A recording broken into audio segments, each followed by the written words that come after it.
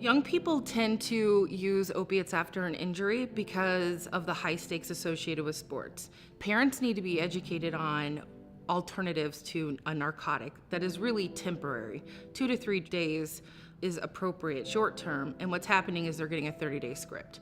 With my use, it became a fix for not just my pain management and these physical ailments. It became an emotional crutch. There's a necessity for pain management and opioids. It doesn't mean they're not being abused. It can't be stopped just by open lines of communication between trainers, providers, parents. Athletic trainers can be the first healthcare provider that athletes or active individuals engage with along that injury spectrum. We've not really educated our patients on the implications of those narcotics.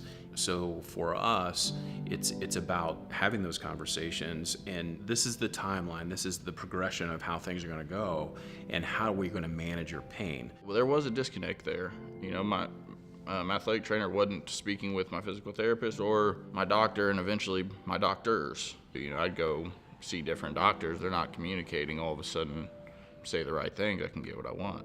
Our brain has opioid receptors in it that are specific proteins that opioids attach to and give a pleasurable response. And so when people feel that pleasurable response, therefore, they get into an escalating dose.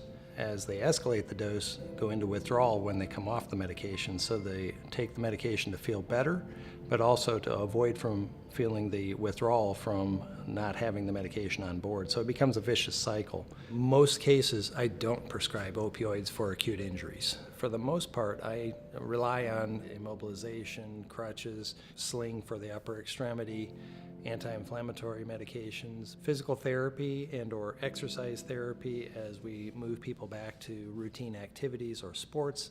Rest is a very important part of that too, and not trying to push through pain and or get back to sports too quickly.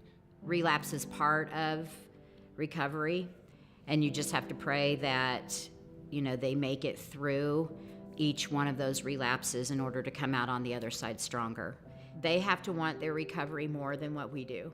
If a young person seems to be in trouble, the best thing to do is reach out to the prescribing physician. They can reach out to the school counselor. They can reach out to a center like the Willow Center with professionals who understand addiction and how to treat it. We need to be bringing people into the schools who have experienced this. The real picture is listening to individuals who are just like those kids sitting in the classroom, have the same ups and downs in life as what they do, and yet they still lost everything and could have lost their lives. One of the best things we can do as a community and as supports is just give these young people permission to be vulnerable and say, you know what, it's okay to not be okay, it's normal, and I think it's encouraging these young people to talk about it. So parents need to ask the question, is there an alternative to the narcotic? If it's necessary to put them on an opiate and the potential for tolerance, what's their plan to get them off? And what's the plan to get them back involved in sports without re-injury? Don't leave drug and alcohol education up to the schools. It is our job to continue having those conversations.